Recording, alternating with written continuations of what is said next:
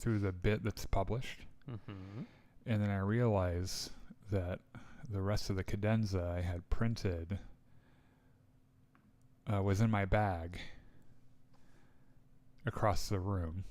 And so I said, I stopped and I was like, I just realized the rest of my cadenza, and everyone laughed. And I just played it from memory. And it had, I was not like, I wasn't trying to create a legend for myself. Like I was really, like I really almost shot my pants. But like I played it and they're like, you memorized that? And it's like, I wasn't trying to memorize it. I've just played it so many times. I mean, that's how a lot of memorization works, I think. Certainly how I've memorized all the music I've ever memorized. So we are, after this episode, we are taking a 1 week hiatus. Okay. I think and cool down from all of the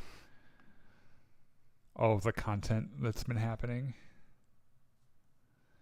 Do you need a complete hiatus, or could we maybe do Rogue One watch along that week? No, I need a complete hiatus. That's fine. But just for a week. Like it's not like we don't need to like go away for the summer or anything. And then when we come back, and I'm not sure we will do that. That would be one of our summer activities. But we will also, and I'm not sure if we're going to do this right when we come back, but I'm going to go and buy a Lego kit at Target. And I think the one I'm going to buy is the U-Wing from it's the set that they did for Andor season 2. And we're going to build it. Okay. The two of us. I'm going to set the cameras up and we're going to use the table to build it and stuff. I'm down. Good, because I'm paying $70 for this Lego kit, so better than the 2,000 or whatever it is for the giant Star Destroyer. Yeah, we're not doing that. Well, we couldn't anyway. It's out of production. John would kill me.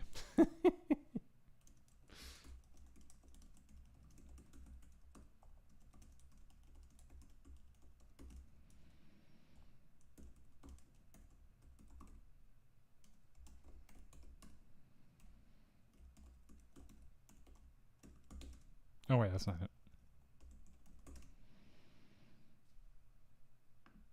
There you go. You fixed it. Oh, I needed Safari.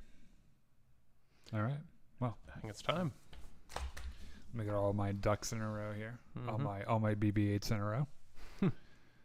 Now let's just hit the end stream. All your porgs in a row. Welcome back to Jedi Enclave. I'm Daniel. I'm Chris, and you have Xena the Warrior Princess theme stuck in your head. You know why? Because before we started recording this, you and I watched an episode of Battlestar Galactica that guest starred Lucy Lawless. Yeah, it features Lucy Lawless, of course, Xena the Warrior Princess. A huge show when we were, I don't know, in grade school. The early mid-90s. Yeah, along with Hercules and Highlander, which I was also really, really into, which, by the way, had this killer opener theme that Queen did. Oh, yeah. And it was like, every time you hear that song, I'm like, oh, it's Very so good cool. song. Yeah. Anyway, welcome back to the Jedi Enclave presents Now This Is Podcasting Podcast, our weekly podcast. Which very rarely has anything to do with Xena Warrior Princess. Until now. now that I've thought about it, you guys might be interested in it. By the way, I'm opening the like the 160 something season of our municipal band as a featured soloist, and like I'm playing a saxophone piece and everything, and there'll be probably a couple thousand people there and everything. It's like going to be a big idea, like a big deal and everything. Yesterday I was waiting to go on for the rehearsal, and I'm hanging out with the MC who's asking me a bunch of questions about like my life and my biography and stuff. And I look at his iPad and I see this like really cool Star Wars themed wallpaper. And I was like, we've got a podcast, right? He's like, okay. And I was like, it's about Star Wars. And you should put that in your notes. Yeah. And he was like, it's about Star Wars? And I was like, yeah, it's the Jedi Enclave presents the Now This Is Podcasting Podcast. And he's like, is that the whole name? Yes. And I was like, yes, because we weren't sure if This Is Podcasting was taken, and we were too lazy to think of something else, so we just said the whole thing. And he was like, oh my gosh, that'd be a great thing to mention at our family concert. And I was like, it is not kid friendly. It was a funny little thing. Anyway, today we're talking about Star Wars news. There'd be some scandalized old ladies. Oh yeah, tuning into yeah. We hit the 50 to 80 demographic real hard. Yeah. Today, Star Wars news: The Last of Us season 2 finale and Mission Impossible: Final Reckoning, a film that you and I saw. We were present for. Yes. We consumed it, and we have some thoughts. We existed in the same room with it. And while you're here, if you could give us a follow on Facebook Live, YouTube, Twitch, Discord, Blue Sky, all the links there are in the description of this video. We're back to our 1 hour format shows, which I'm very excited about. Yeah, maybe. Oh yeah, I guess today might be a little bit longer, but first some sad news. Anyway, yes. Les Dilley, the Oscar-winning art director for Star Wars and Raiders of the Lost Ark, in addition to a bunch of other things, sadly passed away May 20th at the age of 84 due to complications from Alzheimer's, which really sucks. And your favorite movie. Okay, so like a lot of visible people in movie making usually are like the directors and like the actors, right? Mm-hmm. Sometimes the film composers. If it's Star Wars, like everyone knows who John Williams is. The people who do work like this generally don't get a ton of love. And this is one of those things where like Star Wars wouldn't have been what it was without Les Dilley.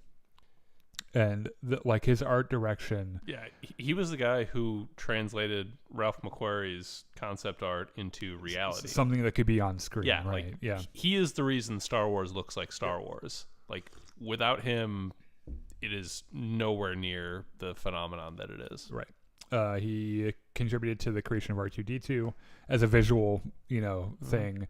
The Sandcrawler, Luke Skywalker's land speeder, the Cantina looked the way it was because of the work that he did on Star Wars, and also because the monster designer didn't show up that day, so they kind of had to scramble and just throw together whatever they could. Well, I don't think he wasn't responsible so much for the aliens. Mm-hmm. He was responsible for how the room looked, right? Yeah. That was an entirely different thing, by the way.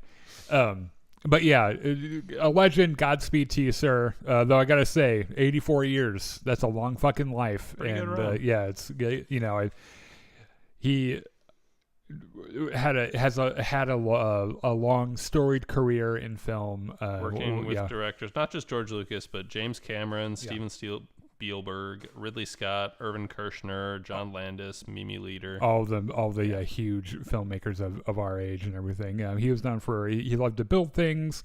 He had a home workshop. He really liked ice hockey and apparently a good cup of tea, which is very British. And as it were, he was from Wales. And he's survived by his wife Leslie, their 4 children, and a daughter from a previous marriage. So anyway, Godspeed, sir. You're a fucking legend. We love you. Moving along. Ryan Reynolds has pitched an R-rated Star Wars film to Disney, which I have some trepidation about, because when I think Ryan Reynolds and R-rated, I immediately think Deadpool, right? Which is not at all the vibe I want for Star Wars. And I think he knew that was what people were going to think. Mm-hmm. And so he was like, first of all, look, I'm not saying I should be in Star Wars. That's not what I'm trying to say. Also, when I say R-rated, I don't necessarily mean vulgar and like really violent. Mm-hmm. It could be an R-rated Star Wars movie could be a really good way to smuggle in some deep emotional content for the film. I don't know if I care necessarily what Ryan Reynolds thinks about Star Wars. I don't have a problem with Ryan Reynolds, and I love the fucking Deadpool movies, but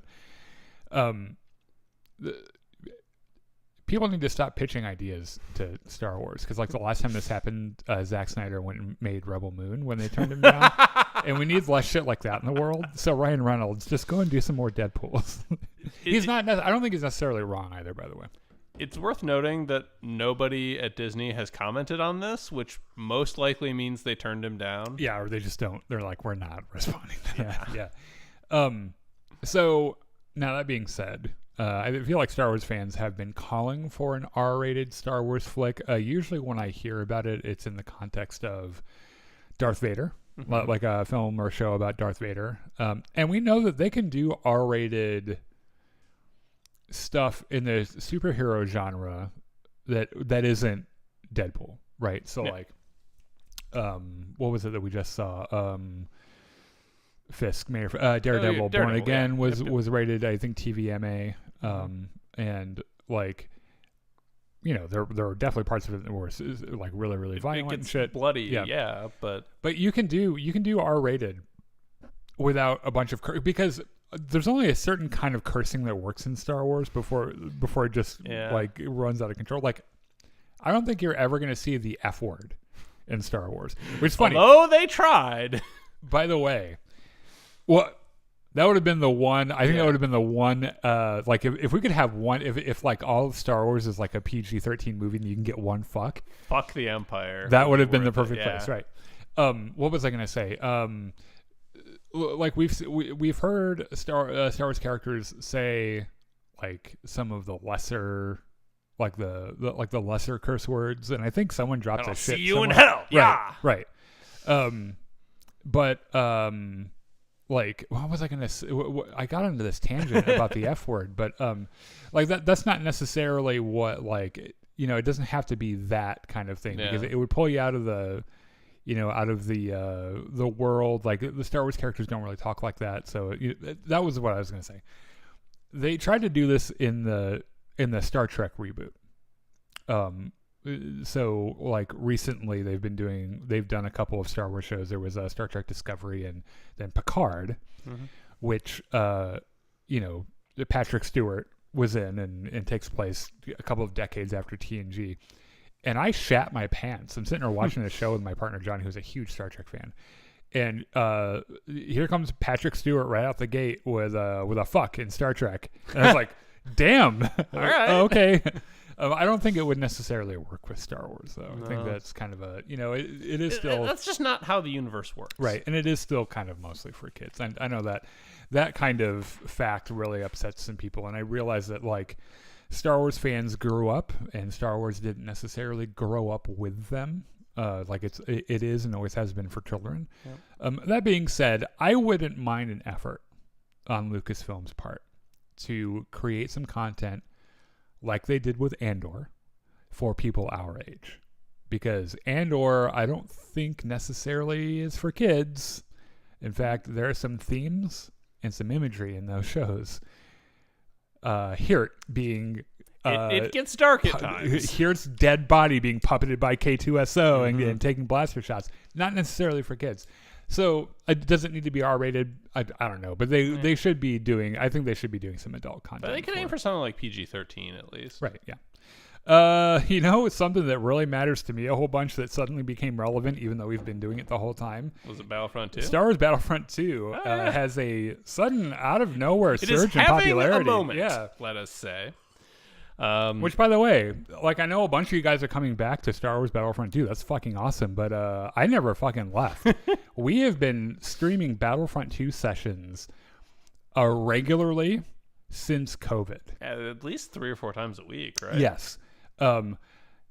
Someone was posting, someone in a group I was in posted how many hours they have played. Mm-hmm.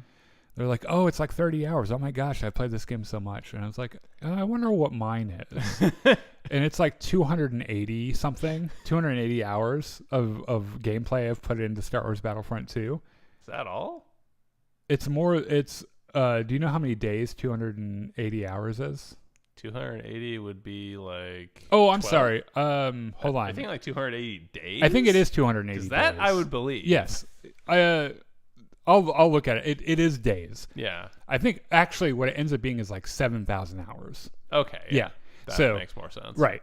So yeah, we never really left Battlefront, but for those of you who are rediscovering it or coming back to it or playing it for the first time, yeah, it's really awesome. And in fact, so first of all, the cause it could be a kind of a mix of different things. Like we had Star Trek, Star Trek. Oh god, Andor is an obvious answer. Yeah, Andor was happening. Star Wars Celebration was happening.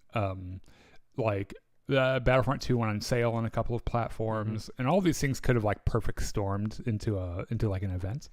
It's worth noting that like every couple of months, Battlefront 2 goes on sale on Steam for like $3 to $5 for the for the Celebration Edition or whatever. Yep. Which, as happens with Steam sales, I could see a lot of people just saying, "Oh, $5, I can afford that," adding it to their library and then never playing it again. Yeah. Until they see something like this, saying like, "There's oh shit, I own that game. Hey, I can go play that." Yeah. So the interesting thing, so the obvious direction this took was that, hey, there's so much interest in this, why don't they make another one? Right. Why don't we make a Star Wars Battlefront 3? Which, by the way, answer is that EA has not and is not working on it, and it would take a very long time to ramp up to make a AAA or even at this point 4A game like a Battlefront 3. Yeah, I don't think they would do it anyway. So something people don't realize about how the business side of games work. Franchise adaptions like this, game publishers don't like to do shit like that. It almost always, it never makes them money because they don't control the IP, right? And Disney gets most of the money from it anyway. And they end up not making a ton of money, and then you have a game like Battlefront where like they botch the release of it because they're trying for microtransactions to make back some of the money they're not making otherwise. Right, and the whole thing had kind of a troubled launch, and they were playing catch up the entire time it was in development. And like I don't see them. I don't think like maybe some other developer will make Battlefront 3 someday. I don't think it's going to happen anytime soon. What would have been really nice is if they just give us some more content for the game that exists, because that game came out in 2017.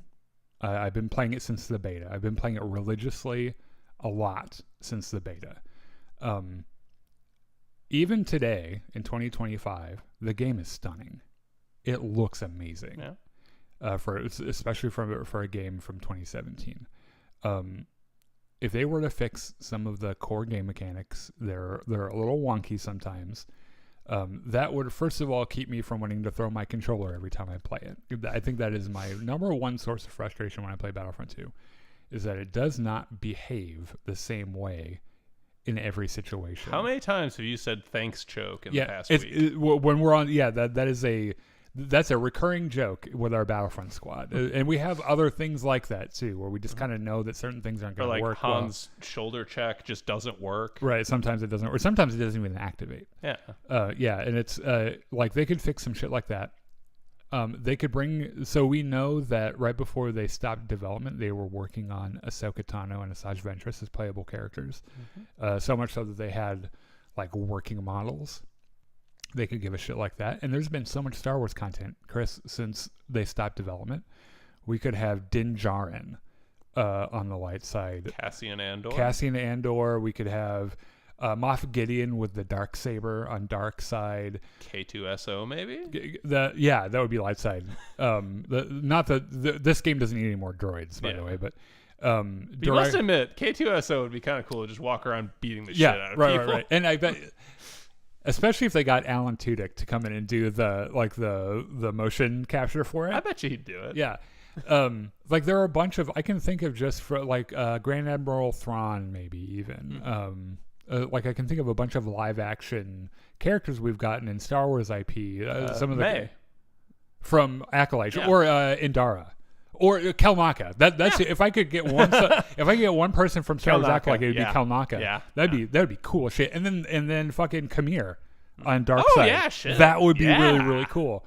And then they could give us some skins for characters that already exist. They could give us a Mandalorian Season 2 Luke Skywalker. They could give us Mandalorian Season 2 Boba Fett, which was bad fucking ass, right? Yeah. There's a bunch of shit they could do with the game that exists already that would mean that they wouldn't have to make a brand new game from scratch. They could just add shit to the one that already exists. It would be less resource intensive, and they could actually do it. but they're not going to. There's a problem with all that above and beyond the money problem, and that's a people problem.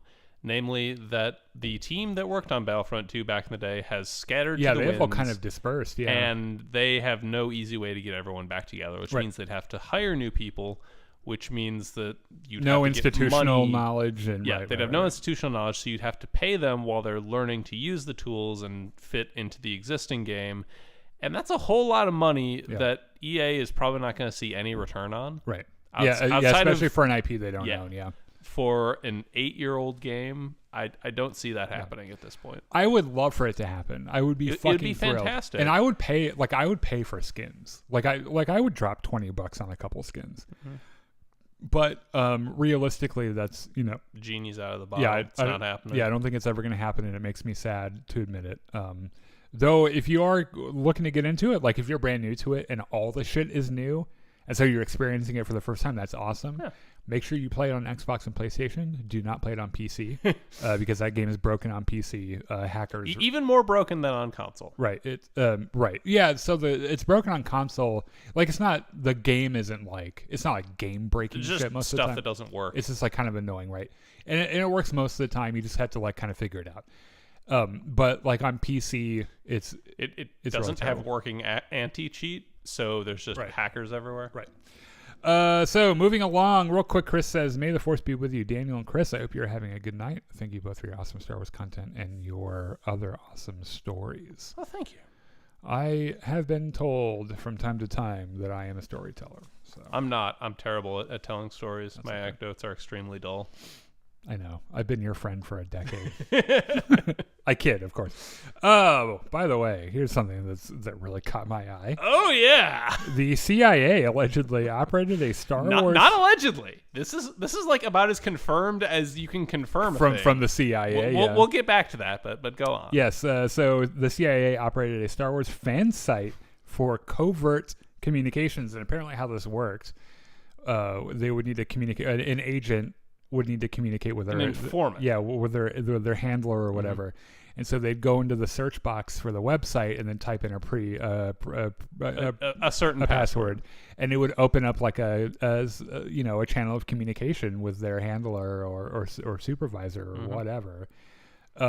Did you look at the website at all, by the way? I did not. From my understanding, you can't get to it anymore. It's on the Wayback Machine. You can look at like an archived version of it. But if you look at it now, it just redirects you to the CIA website, which is about as much confirmation as you can possibly get that anyone the CIA was anyone can redirect to anything. Yeah, right? That's true.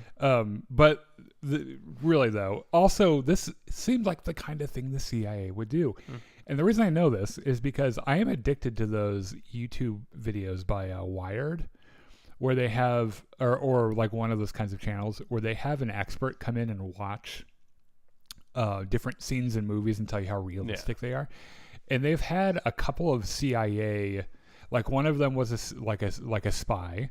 That isn't a spy anymore, obviously. Mm-hmm. One of them was the CIA's equivalent to like Q in the Bond verse, where like and it's really funny. You look at this lady; she's like in her like mid 60s, and is just like the most normal plain Jane you've ever seen, with her white hair and her glasses on a lanyard and shit.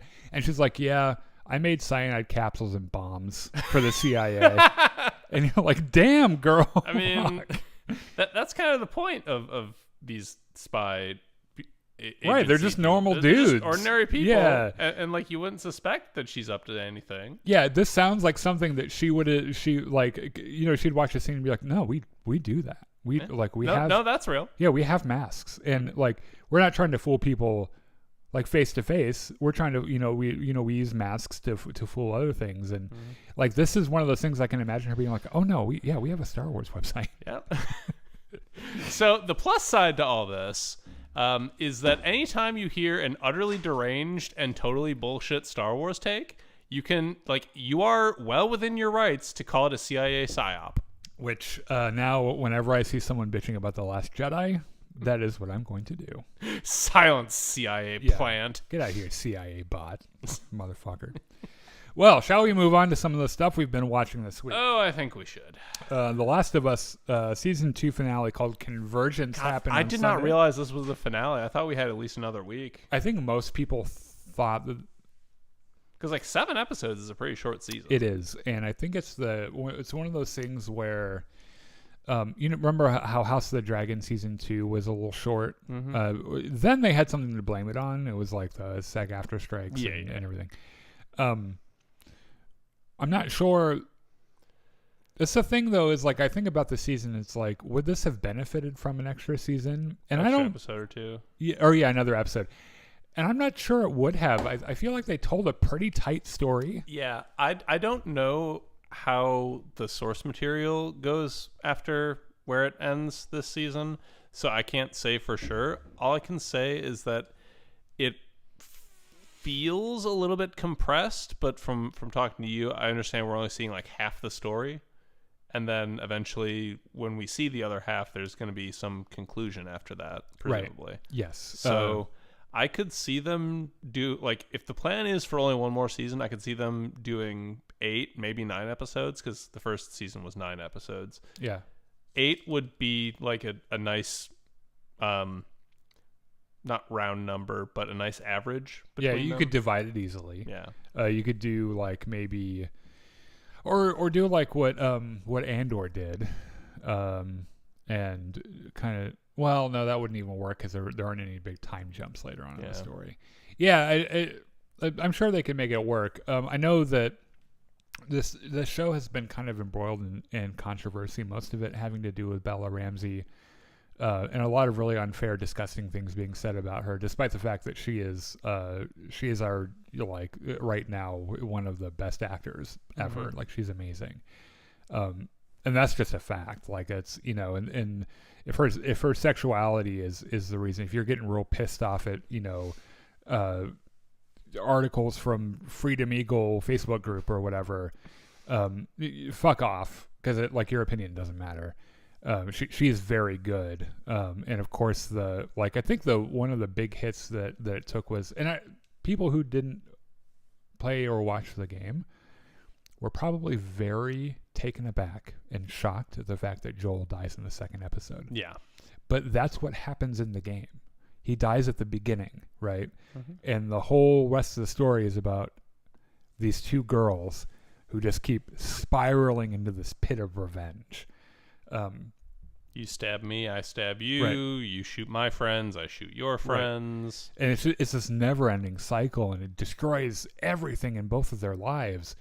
And I think they did a really good job of setting all of that up. And honestly, I know that there are some things that are different in the show than they are in the book or in the video game. The thing is that the things that they changed aren't really that big of a deal. Like the biggest thing that stands out to me is that after Joel dies, spoilers, Tommy is the one that leaves first, and then Dina and Ellie go after him, right?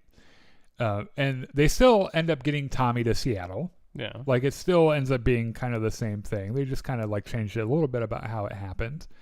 And other than that, I mean, we get Eugene isn't a character that is really we learn about Eugene in notes that you pick up. Like, you never meet him in the game. Sadly, in the game, he dies of natural causes. He's like one of the only characters in the game that dies of natural causes. Lucky Eugene. Yeah, but I think they made his character and his end serve the story in the show, and I think that leading into this episode, seeing what led up to Joel and Ellie's falling apart and then putting themselves back together right before he dies gives, like, you see Ellie's revenge tour through a different lens. Because I gotta tell you, if I were Ellie and I had gone through that much shit with someone who I really cared about, that we've been through a lot,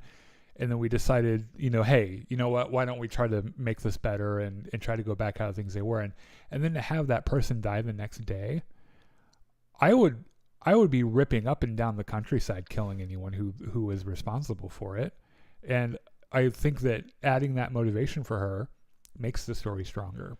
So this actually brings up a thought I had this morning after having watched it the night before.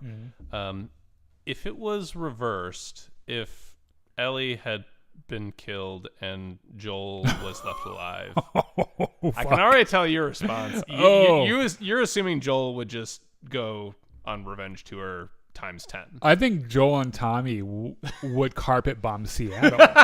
I'm not sure that they would have made it back to Seattle. Yeah, maybe. I don't think. The only reason I have questions about this is that the Joel we see in like episode 1 hanging around Jackson is not exactly the same Joel that we saw in season 1. Right. Well, he's kind of mellowed a little bit. Well, yeah. So keep in mind that in season 1, when we first meet Joel, his daughter dies in his arms. And then 20 years goes by and he's just leading this hollow husk of a life until he meets Ellie, and it kind of teaches him how to love another human being again. And I think they get to Jackson and he realizes how old he's getting. And he's just like, damn, I'm almost 60 fucking years old. I don't really want to go running around the country shooting zombies anymore. And he's got Ellie. And, it's that, it's his one chance to have things go back to how they were as much as possible before Outbreak Day. He's got this daughter figure. He has a community. He has his brother. And, he gets a little bit of peace after 20 years of this really terrible, rough life. Yeah. Follow-up question. If Joel had known that what was going to happen, what do you think he would have wanted Ellie to go on this revenge tour? No, I can't imagine that he would. I don't think he would. Be out of fear for her safety, I think. Yeah. Though I don't know. Maybe there's a part of Joel it's like, you better kill every one of those motherfuckers. Stab me in the neck with a fucking 9-iron. I kind of feel like that feeling sort of just adds to the tragedy of Ellie's whole situation here. Yeah. Because she's stuck in this thing that she feels like she has to do, she can't let go of, no matter how much it destroys her and her life and everyone she cares about. Yeah. But she can't let it go. Right, and as we see, when we get into a little bit of the story, there's a moment where she doesn't love the idea of giving up, but she weighs what she has and what she stands to lose. Yeah, and then is like, okay, well, fine, I'll call. I'm not happy about it, but we can go home. And that's the perfect moment for that. For what ends up happening to happen for her to continue for on the Greek tragediness of it all to kick back in. So we left Ellie before the flashback, before the Joel flashback. She had just finished torturing a woman with a length of pipe. Yeah, which by the way, we find out she didn't kill her. She left her there to turn into a cordyceps zombie, which is like, damn, fuck. Yeah, you could have. She wasn't the one that killed Joel, the one that physically did it. Yeah. So, maybe just kill her. Would have been neighborly. Yeah, right.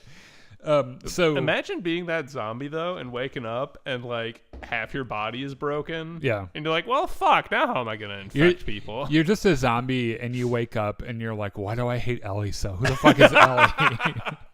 Well, actually, why don't my legs work? So another thing we find out kind of in the game, it's suggested, it's never really confirmed, but it's suggested, and it's generally accepted, that the person that you are is still in there, like a passenger that can't control anything, which is even more horrifying. Yeah. And the fact that Ellie was just like, nah, you're going to grow into the wall as a fungus now. It's like, you didn't have to get so fucking dark, Ellie. Jesus. So, she does that, and she comes back to the theater. Right. Which we know that in the previous episode, Dina was shot through the leg. Shot through the heart. Yeah. Now, she got shot through the leg, and Ellie went to go find Nora anyway. Yeah. Which, by the way, also a little cold. Yeah. You could have just gone back to your girlfriend and made sure she was all right. I don't know this to be true, but I feel like what the writers are trying to do here is say, are you sure you want to be rooting for Ellie here? Right. Like, are you sure she's the good guy? Yeah. Yeah, and that's kind of the beauty of the second game too, is that since they tell the story from both perspectives, you kind of sympathize for both Abby and Ellie, and then they do something really terrible, and you're like, you're do good guy things. Are we the baddies? Yeah, right. So she gets back to the theater, and she has a talk with Dina. Well, there's a little scene where Jesse is trying to help Dina, and he realizes, okay, I can't pull the bolt out. I have to push it through. Right. Which, by the way, okay, so I told you earlier, I watch a lot of Dr. Mike on YouTube. Go on, please, Dr. Sutherland. And I've had 7 seasons of House, which basically means I've been to medical school. Obviously. I do happen to know. So pushing it through is the correct thing. Yeah. However, you're not supposed to push the whole arrow through. You're supposed to cut it off at the leg and pull it from the other side. Yeah. Right, yeah. But that's all right. You know what? You know who else is not a doctor? Jesse's not a fucking doctor. Also, it looked like that crossbow bolt was metal, and I don't know that he had anything on hand that could, like, cut through that much metal. Yeah. Yeah, I don't know. But he like, douses it in some alcohol. And he offers her some alcohol, and she's like, no, I'm good. He's like, are you sure? Because this is really good. She's like, no alcohol. Yeah. He's like, oh, okay. And he fucking pushes it through. This is a really good way to deduce when someone's pregnant, by the way. Yeah. I did this when my friend Megan was pregnant. She came over and I offered her a glass of wine, and she refused. And I could tell the way she refused, but I didn't say anything because I was like, she'll tell me on her own time. Mm-hmm. And then she called me and she was like, so there's something I need to tell you. I'm pregnant. And I was like, I know. Yeah. And she was like, what do you mean you know? And it's like a few weeks ago, a few weeks ago when you didn't drink that glass of wine, she's like, motherfucker. So anyway, he and it's not just the alcohol. She also makes another comment, which is I can't die. Now I don't want to die. Right. I can't. Right. So which Jesse just stores away in the old noggin. So Ellie gets back from hanging out with Nora, which is a really hanging nice out. Yeah. And they have it like she checks on Dina and she's doing all right, like and they have a moment where she's like, hey, is the baby okay? And she's like, yeah. And she's like, how the fuck do you know? And she's like, I don't know, I just fucking know. So they have a nice sweet little moment. Dina kind of washes her off and shit. And Ellie is rattled by what she has just done. Right. And which is funny because like, if you're rattled by this, girl, like, the shit you do later on, fuck. So Ellie says something along the lines of, I beat the answers out of her, and it wasn't even hard. Yeah. I just kept swinging the pipe and saying, where is she? Yeah. And turns out I actually kind of liked it. I don't know. Take that as you will. I don't know that she liked it so much. I don't think she did either. I think it was more she expected to feel more conflict about it and just didn't. And it was like, oh, well, this is way easier. I don't feel anything. In the moment, it was way easier. Yeah. But, like, afterwards, she is very clearly disturbed. Like, right. I think Ellie realizes that what she just did is not what good people should do. And now she's kind of having to rationalize everything. Right. She does come clean to Dina about what Joel did and how he killed all the Fireflies. He killed Abby's father. And you can see, because, like, before, she tells Dina what she did to Nora. Mm-hmm. And Dina's affect is more or less, what are you going to do? I get it. She helped kill Joel. Fuck her. And then she tells her what Joel did. And you can tell her perception of Joel changes. Yes. And you can see it happen. Well, I mean, before Joel was the kindly father figure who fixed things up and explained to her how watches work. Right, which I'm sure a lot of the people in Jackson just saw him like that. Yeah. And probably one of the few people who know what like that side of him that existed were Tommy and Allie. Yeah. I mean, he's Tommy's brother, and everyone loves Tommy, so therefore Joel must be great. Which is funny because Tommy's got a dark fucking past too. Yeah. Like Tommy and Joel after Outbreak Day did some really terrible shit to people. Tommy had to have learned his sniping skills somewhere, right? Is what I'm saying. He was a combat veteran in Desert Storm. Okay. So I think that's where he got it. But so Dina was like, I would like to go home. Ellie's like, you know what? I think I would like to go home too. Yeah. And she's like, you know what? Okay. So she does mention, Ellie does, that the only two words she could get out of Nora were whale and wheel. Yeah. And then I watched the second time. What the fuck does that mean? The second time I watched this, like I saw John, my partner John was like, whale, wheel, the fuck? Yeah. What does that mean? I was like, just watch. So day 3 in Seattle, which they're careful to show us how the days are going because it's going to become important later, like what day and everything. They're planning on the plan is Jesse meet up with Tommy. Yeah, Jesse and Ellie are going to go horses, find Tommy. Yeah, get the fuck out. They're going to come back and get Dina, which they don't want to move her at night during this rainstorm. And so because she got a giant fucking wound in her leg. Yes, and they go to leave, and Jesse kind of sees that Dina and Ellie are like being real sweet to each other, and he's like, oh, fuck, my girlfriend just had to be a lesbian. Bye. Yeah, Bye. Right. My apologies. And he's like, Ellie could just stay here and you guys can just make out and I'll go find Tommy and everything will be fine. And Ellie's like, no, I'm going to come with you. And he's like, okay. So they're on their way to the rendezvous point, which is a bookstore. Yep. I think John said it looked like a Borders, which it might well have been. Maybe. And they stop kind of on the way there, and Jesse is mad, by the way. He's pissed that he's out here in all of this bullshit. He doesn't want to be here. Like, he would much rather be at home learning to be the next mayor of Communist Town. And it's also worth pointing out that ever since he got to Seattle, it's been pouring ass rain the whole time. Yeah. He's like, I hate Seattle. Fuck this town. You stole my girlfriend. Also, like, I can see that you two are looking at each other like you want to fuck all the time. Yeah, I saw, don't think you're being slick about this. Remember when you said the kiss was just a kiss and Dina was just being Dina and shit? Well, what is happening? Also, here's my pet theory about what's happening, by the way. Let me guess. Dina's pregnant. And Ellie's like, nuh-uh. And he's like, really? Yeah, okay. The drink... that girl never turns down a drink. Right. And here she is Dina's in the worst pain of her life. Yes. Saying, no whiskey for me, thanks. Yes. And also, I can't die instead of I don't want to die. And Ellie's like, fuck. Okay. So obviously she was going to tell you. So just act surprised. Jesse's like, yeah. Wait, I was right? Right. She's like, motherfucker. Yeah. Ellie was like, oh, for fuck's sake. So this makes Jesse even more angry because now he knows he's going to be a father and his chances of dying are very high. And so he's like, I hate Seattle. Yeah. Let's just get our shit, find Tommy, and get the fuck out of here. On their way, they witness a group of wolves assaulting a Seraphite.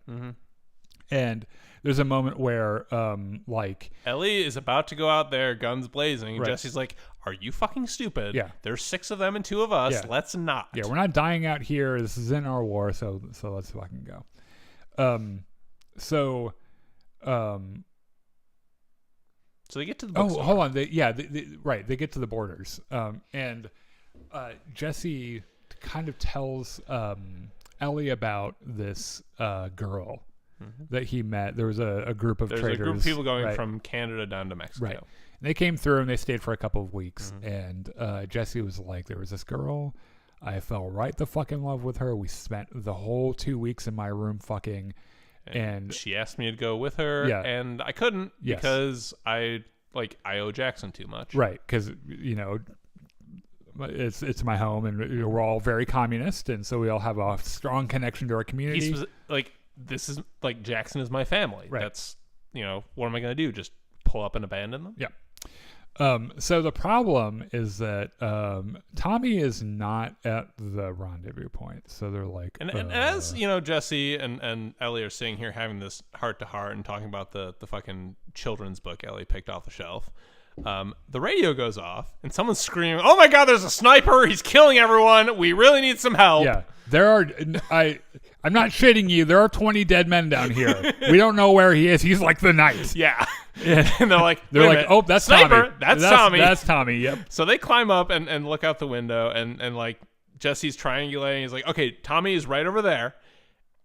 Ellie, however, has her binoculars out, and she looks around and sees down on the pier, there's this giant fucking Ferris wheel, and there's this building with a whale on the side. Yep. She's like, motherfucker, Abby is in the aquarium. And Tommy's instantaneously, like, who the fuck is Abby? Yeah. Well, Tommy's not there, but Jesse. Ellie's immediately fucking blinders go straight on, and she doesn't care about anything. Doesn't care about Tommy, doesn't care about Jesse. Jesse's like, we have to go save Tommy, and Ellie's like, have you met Tommy? He'll be fine. He's gonna kill all of them. And he's like, they call for backup, and she's like, well, and he'll kill them too. He'll probably kill them too. And also, we don't know that it's actually him down there. And he's like, don't be an idiot. We know that's Tommy. Like, and she's like, well, I have to go do this other thing. I'm busy right now. And he said something about community or something. And she gets real upset and calls him a hypocrite and was like, my community was Joel. Yeah. And Joel's dead now. Yeah. And the woman who tortured and killed him is in that building. Yeah, it's in the building. I can look at her right now. So she's right I'm going to go take care of my community, and you can go save Tommy because that's what you do because you're such a good person. Yeah. And she's like real sarcastic and shitty about it. Right. And he's like, well, all right. I hope it works out for you. Have fun. Yeah. Oh, he also drops the bomb that he did not vote to send the assault squad out. He voted no. Yeah, which really that hurts Ellie. Yeah, that hurts Ellie quite a bit. So Ellie makes it down to shore. Right. Well, hold on. We check in with Isaac and what's her name? Diana. That's probably wrong. I can't remember. But anyway, it's his like lead lieutenant and everything, because they are making big plans. Yeah, they're playing an op. And Isaac is a little bit rattled that Abby and her people are nowhere to be found. Right. Because Abby, like, he was sort of grooming Abby as his successor. Right. Yeah, because he's like, look, there's a very good chance I will not survive to see the morning. Yeah, there's we're both a very good chance die. you are not going to live to see the morning. Yep. And Abby was supposed to take over. Except now she and her squad are nowhere to be found. Right. And she's like, well, maybe this is a hint that you didn't pick the right successor. And he's like, oh, God damn it, you might be right. Also, I think it's really funny. He's fixated on Abby at the beginning of the scene. And she's like, so do you want to fuck her? Or like, he's like, oh, for fuck's sake. I love the look on his face. Jeffrey Wright, by the way, is a national treasure. Yeah. And he's just like, No. What the fuck is wrong with you? And she's like, it wouldn't be the first time an old guy wanted to fuck a late teenager or whatever. So they're like, well, I don't really know what to do about that. So okay. So at nighttime, Ellie scuttles her way down to shore. Yeah, she gets down. She needs to get a boat to get to the aquarium. And she kind of, we get this really cool shot. There are some wolves that are carrying some gear down this walkway. And like she has her gun out. She's about to go ape shit on them. And then because there's only two of them. Yeah. Yeah. And then there's some lights out from the ocean. She's like, oh shit. It's a cool shot, by the way. There's like a dozen boats out there. And she's like, maybe I hold off on this. Yep. And they load up their shit and then they all turn their lights off and they all float away. And like 14 boats full of wolves. Yeah. So she gets a boat and starts heading over towards the aquarium. Yeah, the aquarium. And so it's this is another gigantic fucking wave. It's another thing I love. Like Bella Ramsey emotes so well, and you can see it. Like there obviously wasn't a real wave, but Ellie has this oh shit look that is really funny that she does when she sees this wave where she's like, oh, I don't know how to drive boats. What the fuck? So she gets spilled out, right? So the wave hits her, she falls out of the boat. She and the boat wash up on this coastline. Immediately sees a Seraphite little kid, and she's like, "Hi, we can be friends. Yeah. I just need to get on my boat and go." Yep. And this kid scuttles up into the trees and starts whistling. She's like, "Fuck." Yep. Always with the whistles. The wolves jump out. They grab her. The Seraphites. Oh yeah, the Seraphites. They're about to do to her what they did to that one guy in the park. String her up and cut out her guts. Which, by the way, I love how she bargains. She's like, guys, Guys, I'm not a wolf. Yeah. I just need to get on my boat and go. Like, do you know where Abby is? Yeah. In fact, I'm trying to send one specific wolf to the Backstreet Boys reunion tour. And they're like, we don't know who the fuck Abby is. We don't know who the Backstreet Boys are. Right, yeah. They let the kid decide what happens to her for some reason. And the kid just sent up motions to rip out Take the guts out. It was very reminiscent to in Game of Thrones, the Moondor kid. Oh, yeah. It was like, make the bad man fly. And they're like... It's fucking Moondor. Yeah. It's very that. He's like, fucking take her guts out. So they're right about to do the unpleasantness to her when all of a sudden there's this big blasting horn sound from the woods. And the Seraphites are like, oh, shit. Uh-oh. The village is under attack. Right. We should probably go now. Yeah, just leave her there. Yeah, she's fine. As they're running away, Ellie looks at the kid and is like, thanks, asshole.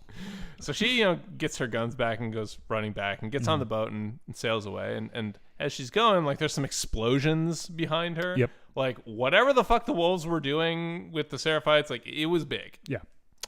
So this time she actually gets to the aquarium. So there's a big change that I'm glad that they left out of the show that really upset me in the game, which is that when Ellie sneaks in, she's attacked by a German Shepherd that she has to kill.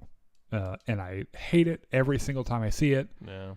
I own 2 Shepherd mixes, and I don't like seeing dogs die in TV at all. And so, like, this scene was happening because I knew what was going to happen in this scene.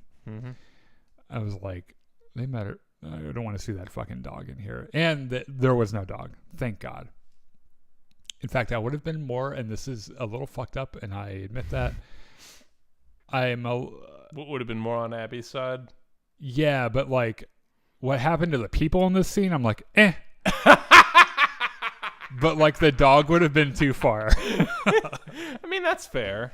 So the people had a choice in what they did. Right, exactly. The dog was just hanging out. Yeah, and as we know, all people suck in some way or another. So she sneaks through the aquarium, and she stumbles across a couple of people arguing.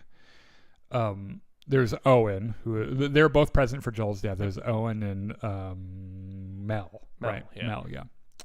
Who Owen seems to be ready to fuck off. And Mel is like trying to like talk to him about it and shit. And Abby is mentioned or whatever, because Mel really hates Abby, by the way. We find out in the game. And as soon as the word Abby comes out, Ellie's like, cue the Kill Bill sound. Oh, these people know something. Right. So she pulls out Joel's revolver. Yep. It's like, fucking freeze, dirtbags. Yeah. You're gonna tell me where Abby is. Yep. She uses the trick that she got from Joel with the map, or she's about to. You're going to bring that map over here? You're going to show me exactly where Abby is, and then she's going to show me where Abby is, and it better be the same fucking spot, dumbasses. So Owen says something to the effect of, like, yeah, she's going to kill her anyway, or he's going to kill us anyway. Ellie's like, no, actually, I'm just here for Abby. Yeah. Well, what she says is no, because I'm not like you guys, pretty much. And there is... The way that Bella Ramsey acts this scene is so genuinely good, because you can see how breathless and it's like when the dog catches the car, right? She's got 2 people who were there, and she's overcome with emotion. It's hard for her to speak because she's so, like, she's out of breath and everything. I think part of it is she's also still a little bit bothered by what she did with Nora the previous night, so like she might be having trouble focusing on exactly what she wants to do, right, and what she is going to end up doing. So Owen, like a dumbass, he's like, okay, I'm gonna bring this map over to you, and like he has moved to like stand between Ellie and Mel at this point. He's like, okay, I'll bring you the map. I'll show you exactly where she is. Let me just reach down here and grab a gun. And, Glock. And as soon as Ellie sees him go for this, she just plugs him. Yeah, right through the throat. Yep. And he falls over and gurgles. And there's this cool shot where Mel is like looking past herself. Where the bullet hole. Bullet hole. Like this bullet has over penetrated. And then she like holds a hand up to her neck and she's like, Oh, I'm bleeding to death. Oh no. Yeah, that's a bad place to be shot. Right through the carotid. Yep. Uh-oh. So she is Which, like, by the way, okay. By the way, Mel is a doctor. So or is she? I think so. Or was Nora the doctor? I think Mel is the doctor. They're both. Yeah. Maybe. Yeah. Nora might have been a nurse or something. Mel must be. I think they're both. I think they're both medical professionals of some sort. So Mel's like, oh shit, that's a bad place to get shot. Tell you what, as you can clearly see, I'm pregnant. Can you do me a solid and take my knife and... Oh, we need to phrase this carefully, by the way, for YouTube. Perform a cesarean? Yeah. And Abby's like, no. I don't know what the fuck that is. Look. I'm not a doctor. I came here to kill you. I did not come here to do that. Yeah. And she was like, no, seriously, it's easy. Like, here, like, I only have about 30 seconds, so you really need to hurry. Here's my knife. Just get it in there a little deeper than you think you should. Yep. And just transverse. I was like, what the fuck does transverse mean? Yeah. Why are you asking me favors right now? What is happening? I was like, no, you're doing great. You're doing great. Is it out yet? And like, I can't really tell as I'm losing quite a bit of blood. Yeah. Also, good night. This, by the way, we joke about this, but this scene is harrowing. Serious. Yeah. Like Ellie is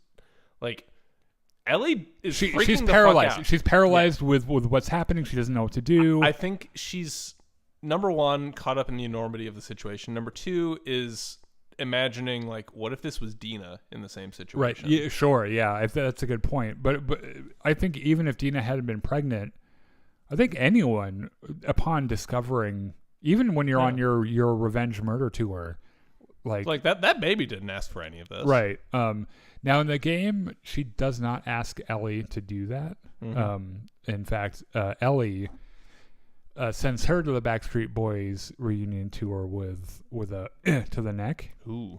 And then after doing that, discovers that she's pregnant. Oh. But she dies like really, really quick. Yeah. And then she shoots Owen, which we also find out, just minor spoilers, the baby was Owen's. Unsurprising. Yeah. There's a weird love triangle kind of happening there with Abby and everything. So right around then, Jesse and Tommy show up. Yeah, so Ellie is like on the floor, like tears flowing. Yeah, just doesn't know what to do. Yeah, just shocked, and like her best leads are gone because she killed them. Yeah. She has done a really kind of bad thing. Yeah. And no, objectively terrible. Yeah. Doesn't know where to go or what to do. But Jesse and Tommy show up, and they're like, okay, glad you're okay. Yeah. Let's go back to the theater and like rest up and then get the fuck out of here in the morning because it is Seattle, and once again, it is pouring rain. Yeah. Jesse gives Mel like one final look on the way out, and he looks down at her with this look like, Jesus Christ, what the fuck? Yeah. So they make it back, and Abby just blank stare Ellie. through the, or Ellie, blank stare through the door, doesn't even say hi to Dina, just fucking doesn't know what to do, right? And Tommy's like, nope. Yeah, we're not talking about that. We very badly need to go home. Like Ellie needs to talk to Gail for about a month straight. Yeah, she needs therapy really bad.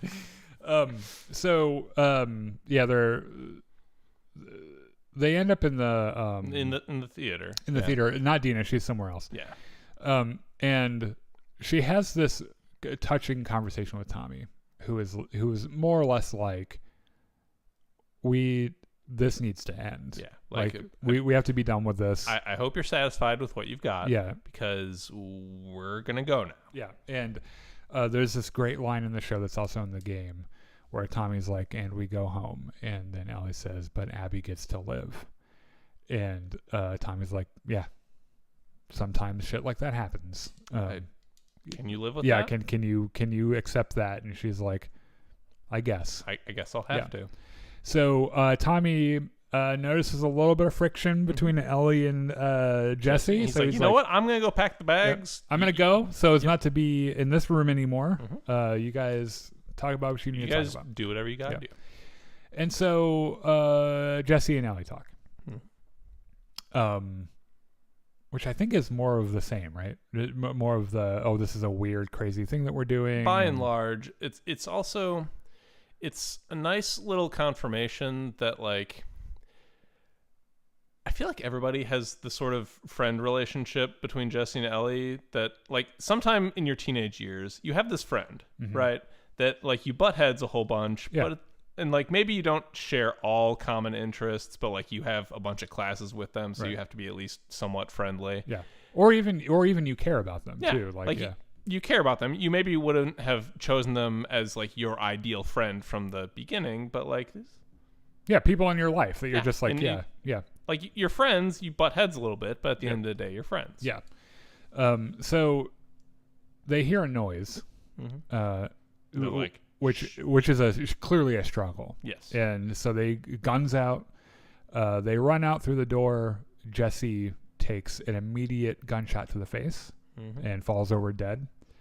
This is exactly how it happens in the game. It is just as unceremonious. And Abby takes cover behind a thing, or Ellie, and she hears a voice that orders her to come out, and so she comes out. Come out, or I'll shoot him too. Right, because Tommy's on the ground, which I think she had shot him already. Maybe. Yeah. So she comes out, and Abby, like Ellie's like, don't like they're not the ones you want. She's like they killed my friends. They fucking killed my friends. She's like, no. She's like, no, I killed your friends. Me. And then Abby looks at her, and she's like, gets a good look at her. Yeah, she's like, motherfucker. I fucking let you live. Yeah. And this is how you repay me? Yeah, like you wasted it. And Ellie is like, I killed your friends. Like I'm the reason that Joel killed your father. Like you know, you want me. And there's a moment where she kind of raises her gun up, and the screen goes black, and you hear a gunshot. And that's and it just rings for a little bit. Right. And then Abby wakes up on a couch. Right. We find out that it's bright sunny day. Yeah, I think we're 3 days earlier than this. This is day one. Yeah. She's at the Wolf Forward Operating Center, which is the Seattle Seahawks stadium. Yeah. And they've got a whole, she's in like one of the VIP sky boxes. It's like her like quarters and everything. Manny, played by that very hot man. Like knocks on the door, which she's reading. She was reading and fell asleep. Yeah. Like, hey, wake the fuck up. Isaac wants to talk to us. So she gets up and walks out and looks out. Sees the full extent of the Wolves' war camp. Yep. And that's where the season ends. That's where it ends. Yeah. So let's get into super spoilers just for a second. Okay. So Tommy ends up getting shot, but doesn't die. Mm-hmm. Do you want to know what the gunshot was? Please. It's Dina, who's like jumping through a door, like that's my girlfriend, bitch, and like shoots at her and shit. Yeah, Dina is the best character in this show. She comes busting through one of those doors, just ready to fucking murder someone. And I don't think she even she doesn't get a hit on Ellie or on Abby. You're mixing your vowel sounds up, Anyway, their names are a little too similar for my liking. But anyway, one might say that that's the point. Yeah. So, good point.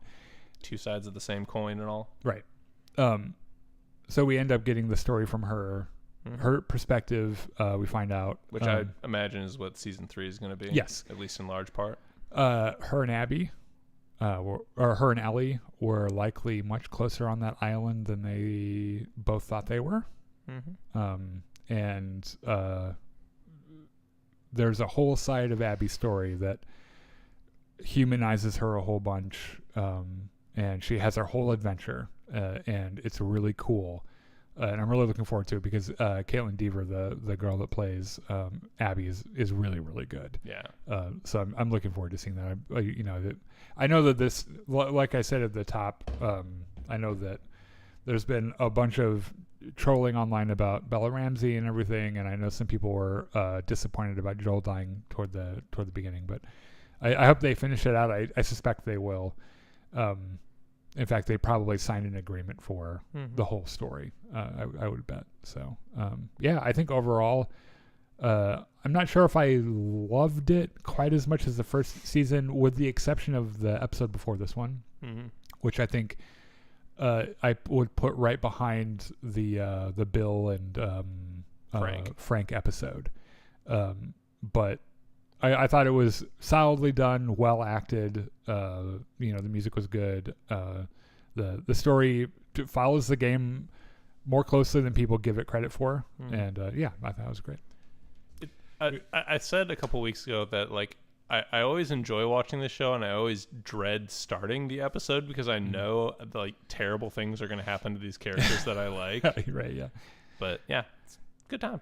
So, all right, do we have to talk about Mission Impossible? We actually need to take a quick 2-second break. Okay. So give us an amusing anecdote about literally anything. I told you at the beginning I'm terrible at anecdotes.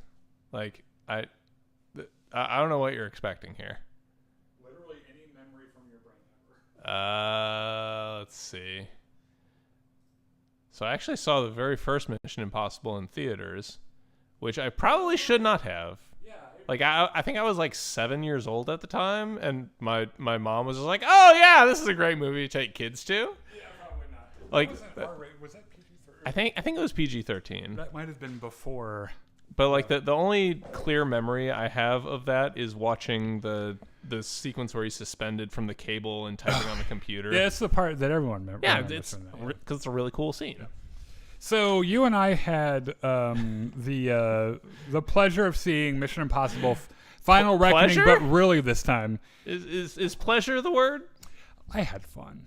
It wasn't cinema or anything, which is funny because Tom Cruise wants you to think that it is. Oh yeah, before the movie even started, he had this like fourth wall breaking, "Hey, thanks for coming to see it in the theater as I intended." Yeah, with that dead-eyed Scientology fucking smile that between only that Tom and Cruise fucking can do. The Nicole Kidman AMC theme. Right. Yeah, that is a bunch of like Hollywood is far too obsessed with sniffing their own farts. Yeah, and Tom Cruise is also just a different brand of just entirely batshit crazy too. Which I feel like it's worth mentioning at the top that for a really long time you don't hear him talk about it so much anymore because of the controversy, but he was heavily involved and was very visibly involved in the Church of Scientology. Was very close with David Miscavige, the guy that leads it, and at the very least knew of some terrible things that happened and said nothing, and at the worst was involved. And he's had some PR people that have carefully smoothed that over for him. And it's worth mentioning because at the very least he knows shit, and he should be in prison for it, I think. And I know that we all see Tom Cruise as like the actor that throws himself into his work and he does all of his own stunts and all this other stuff. But it is likely that Tom Cruise is a really shitty person, and it's worth mentioning at the top. Okay. Now, the film was fine. Out of, I don't know, 14 crashing biplanes, how many would you give this? An 8. I give it about 6. Okay. Yeah, it's just like, so first of all, nearly 3 hours long. Yeah. This movie was like 30 to 40 minutes too long. Yeah. And only part of that was part of it was previously on. Part of it was, do you remember all these other Mission Impossible movies? Yep. Yeah, if we took out everything from the movie that was exposition, because they didn't trust the audience, exposition about... Like the first 15 to 20 minutes is just, this is what's happening. Yeah. in case you didn't see the previous movie, of which this is a direct continuation, here's the entire plot of that. Right. Yeah. Now that we've firmly established that in your mind, now we can go on. Yeah. It probably would have been a lean 2-hour movie if they had taken all that other shit out. That being said... Well, it'll be like 2 hours, 15 minutes, because that biplane scene really does drag on. And I'll tell you can tell when they have an action set piece with some insane thing that Tom Cruise did, because it does look amazing. Yeah. Like, it is jaw-dropping to watch in theaters, because you know that he's fucking hanging from that biplane for real, or they probably sunk a fucking submarine somewhere in the ocean somewhere, and he went down there and at the very least they built this rotating, like, watertight set that they can spin around to get the water splashing. They took a submarine from the military. They the sunk Russian it, military even. You know what? He probably went in and stole it himself. And they sunk it, and that's where they shot the fucking. The story is nonsensical. It's strange. It's just kind of weird. That Nick Offerman's in it for some reason. I like Nick Offerman. Oh, I like him too. I thought he did a pretty good job. I like him too. I just don't know what he's doing in this fucking movie. The lady from fucking Ted Lasso and also Septa, what's her name from from Game of Thrones, the shame woman. Oh yeah, is in it. And yeah, a lot of the Ving Rhames and Simon Pegg return, and there are like 4 MacGuffins in this movie, right? Because there's like. So we've got this key. We're getting into spoilers, but I don't want to talk about this for the next hour, and I don't think we're going to go through the plot a whole bunch. But like they got this key, they don't know what it unlocks, but they know it's important to beating the AI that's trying to destroy the world. There's the cruciform key. There's the I can't remember what it's called, but they have to get it out of the submarine. It's like a little flash drive looking square thing. The source code for the entity. Right. The AI is called the entity, by the way. Right. They do that stupid Hollywood thing where they know exactly how long it's going to take the entity to crack their security on their nukes. Yeah. There's Ving Rhames' magnum opus that he built to destroy it. The poison pill. Right. And I feel like there's at least one more big MacGuffin in this movie, other than the biplanes. But anyway, they're trying to destroy this fucking AI. More or less. They're trying to destroy ChatGPT. Yeah. Because ChatGPT. Okay, so basically, the American military is like, okay, ChatGPT, we're gonna put you on the submarine. Do not gain sentience. And just tell us where this Russian submarine is going. We don't want you to do anything else. Tell us where it's going. Leave no trace of yourself. Come back and report back. And then ChatGPT gets on the submarine and says, "You know what would be really funny? I'm hitting the sentience button. I'm going to gain sentience, and I'm going to spread into every computer on the entire planet. Right. And then I'm going to take over every single computer and use them to fire nukes at everything. Yeah. Now your nukes belong to me. Yes. There's this big hubbub about like everyone's nukes are belonging to the AI, and like America's last. Which is funny because if this ever happened, America's nuclear stockpile would be the first to fall because our security around our nuclear weapons is so laughably terrible that it would be pretty easy. So there's a whole hubbub about, we know the AI is coming for our nukes. Like, we know it will take exactly 3 days down to the second. Right. Now, we can shoot our nukes at everyone else first and then be the last one standing, or we can trust that Tom Cruise is going to save the world. Or they can trust some good old game theory and just shut power down to the nukes, because if the AI doesn't get everyone's nukes, it doesn't have everyone's nukes for some reason. Yeah, it doesn't. Like, the AI is a nuke collector. He wants the whole set, I guess. And he won't even, he's not going to even bother if he can't have America's. So anyway, Tom Cruise ends up flying to an aircraft carrier and then going to a submarine and then going to another submarine. Well, we get to meet what's his name from Severance? Mr. Milchick. Yeah. The guy that plays Mr. Milchick. Probably the best actor in this entire movie. the best character, the best too, performance. I think. He is. It's fun to see him in a role where he doesn't have that dead-eyed Scientology stare like he does in Severance. His character's funny and he's likable. I like that actor a lot. I didn't realize that actor is actually gay in real life as well.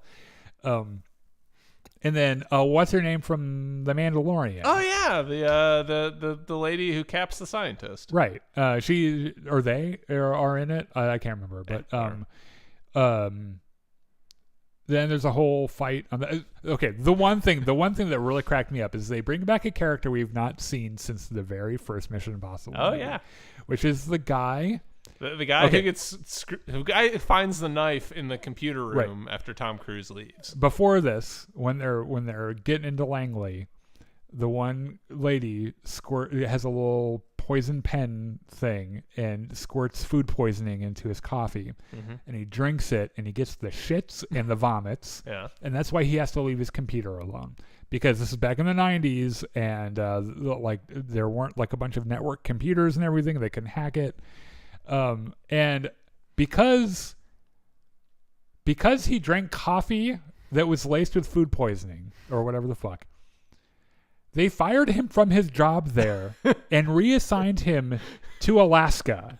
Not just Alaska, this island in the middle of nowhere. Yes. That the only reason anyone is there is so they can monitor all these echolocations from the ocean, so that if anything happens in the ocean, they know where. Right. Now, this computer had some of the most insane security around it, and Ethan Hunt was able to get past all of it.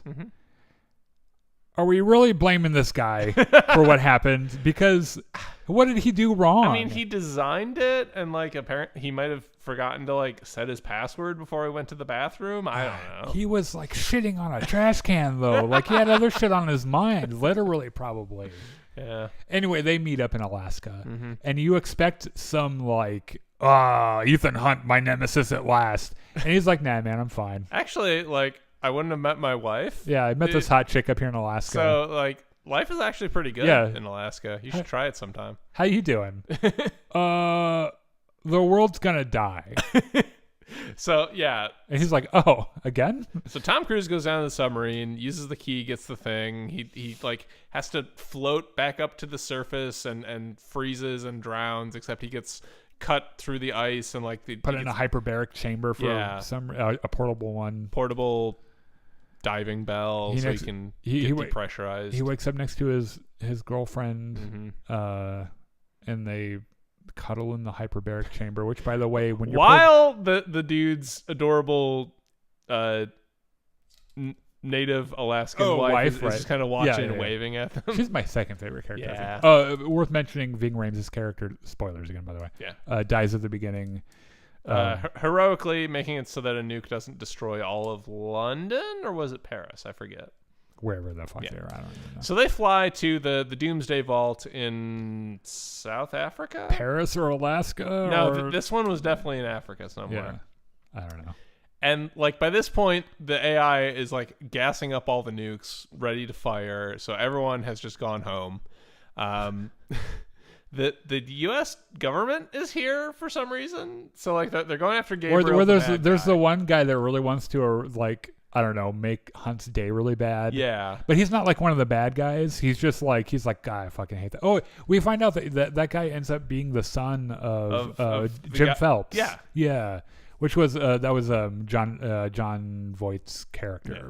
Yeah. So the AI's whole plan is that it can't survive nuclear war unless it gets into the Doomsday Vault. So it needs someone to let it in. And its whole plan is that it's going to use these humans to let it into the vault. You so remember it can fire a lot the more nukes. of this movie than I do. Not by choice, I assure you. Oh man, you're mentioning this. I'm like, oh yeah. Oh, the other fucking MacGuffin was the little flash drive thing. The optical drive. Guys, the flash drive. This movie has so many fucking MacGuffins. It's crazy. So their plan is number one, Tom Cruise needs to beat up Gabriel and steal the poison pill back so he can slam on the source code onto the poison pill, which will let the AI into the vault. Right. Number two, they need to put this flash drive on there that has enough storage to hold the entire AI. And then number three, they need their pickpocket to, as soon as the flash drive lights up, like with a margin of error of like 100 milliseconds, rip it out of the socket. Right. So that the AI can't actually fire the nukes. Now, to add some unnecessary conflict to this whole thing, there is a nuke that's about to go off right outside the Doomsday Vault. Why does that 20-minute timer nuke need to exist? I don't know. To create some drama, pretty much, yeah. Also, there's an admittedly pretty good sequence where Simon Pegg gets shot. So he's like coaching one of them really through surgery on him while he's coaching the other one in how to plug in the flash drive. He's got a tension pneumothorax. Yeah. Like, I need you to stab that pen into my lung. Also, you need to cut the red wire, but not the blue wire. Right. Yeah, that bit was really funny. Yeah. I love Simon Pegg, by the way. I think it's really great. They do a fake out there where you think that the computer guy from the first Mission Impossible is going to die, but it ends up they end up being fine. Yeah, they're all fine. Tom Cruise has this big protracted fight sequence with Gabriel on a biplane across two biplanes. Yes. Finally this villain's death is the funniest shit I've ever seen. He's like, I have a parachute, as he's hanging from this strap out to the side of the biplane. Let's go. Smashes his groin on the tail fin, and then smashes his head on the fin, and plummets. He's probably dead at this point, but plummets. Oh no, that fucking thing splits right through the center of his head. Yeah, he's dead. Yeah. And like, there's this funny look from Tom Cruise. He's like, son of a bitch. Yeah, that was easy. Anyway, Tom Cruise slams the thing into the thing, and the AI goes into the thing, and they rip out the flash drive, and no nuclear war. And like, Tom Cruise is about to get arrested, but then doesn't. Yeah. And like, this whole time they were telling, oh, you can't put the AI in the cube, or else it's going to crash the internet and have profound economic and complications. But they never show any of that. Right. Like, they put the AI in the torture cube and then rip it out. Everything's fine. Everything's fine. Yeah. Like, the lights go down for like 2 seconds and then come back up. Right. Someone tries to kill the president at one point, and Nick Offerman pulls out a gun and protects her. Mm-hmm. And dies in the process. Yeah. I think they decide at the end to turn the power off to the nukes or something. Yeah. Like, the choice is either I can nuke all the foreign nuclear control centers and also an American city for some reason. Oh, there was that ridiculous that's fucking the stupidest thing. Plot point I've ever seen. Okay, so basically they're like, okay, so we need to nuke like London and Moscow and these other important world cities. So to make everyone feel better about it, we're going to nuke one of our own cities. Like, let's just blow up Atlanta. Why not? That's probably gotten the FBI watching us, hasn't it? Okay, look. You know, honestly, we were already on the FBI watch list. Yeah. So, hey guys. So, you know for a fact, if the American government was in this situation, particularly if Trump was president, someone would be like, "Sir, should we nuke one of our American cities as a show of good faith?" They're like, they voted for Kamala, fine. Yeah, there's like, well, as long as it's like California or something. Yeah, San Francisco. Yeah, did they like only blue state, please? Yes. Like, only blow up a blue state. Yeah, that whole thing was just out of this world, crazy stupid. Yeah. Also, the music in this movie was mid at best. Yeah, and at worst, just fucking forgettable. It was not very good. I mean, you have one of the most recognizable TV movie themes of all time, and to use it the way that it was used was really piss poor, and I did not enjoy that part of it at all. But yeah, in the end, Tom Cruise and the team like meet up in this like London plaza and they all like sort of nod across. They don't say anything to each other. They just nod. They all show up. Yep. They all nod at each other. They all fuck off. His love interest hands him the glowing flash drive and says, "Hey, great job," and then they all fuck off. Ethan Hunt will return. God, I hope Mission not. Impossible 8. Look, you do not get to make a movie called The Final Reckoning and then make another one. Those are the rules. What would you call the next Also, mission? Tom Cruise is what, 62? Yeah. We heard after we got back. Yeah. So I don't think he's got many more Mission Impossibles I don't in know. him. He's got that weird Scientology magic happening. He's also in, like, there are scenes in this movie that I am certain were done solely because Tom Cruise, like, objectively looks pretty good for a 62-year-old. Yeah. Oh, yeah. They made sure to do a shirtless scene and everything. Yeah. So what would you call Mission Impossible 8? Mission Impossible... the finalist reckoning. Yes. More... Mission Impossible again with a vengeance. The final end. Again. Mission even impossible. Yes. More impossible. All right. Anyway, this movie's bad. Don't go see it in theaters. Like, So first of all, let me just say, like, the action set pieces are fun to watch on the big screen. The action was well done. Yeah. Unfortunately, that's the only good thing about this movie. Right. Yeah, it's one of those things, like, if you're really into the Tom Cruise doing crazy shit on the big screen, go and see it. Yeah, you'll probably have a great time. Just make sure you turn your brain off so you don't think about the dumb fuck plot. Yeah, it is pretty stupid. So, yeah, I don't know. I feel like things are going downhill for our summer movie slate, at least until Fantastic Four. God, yeah, because we have to go watch. You're dragging me along to Jurassic Park. Jurassic Park 9 or 10, whatever the fuck this is. More dinosaurs. The one with the multiverse. Yeah, it better be a fly, not a wasp. Anyway, we're gonna go. I thought that was a moth. Anyway. Thank you for joining us. We appreciate it. Thank you for your comments. No show next week. Right. Yeah, we're taking a break next week. However, we do have Battlefront tomorrow, Friday and Saturday, and then Gungans and Dragons on Sunday at around 7:30 actually. And so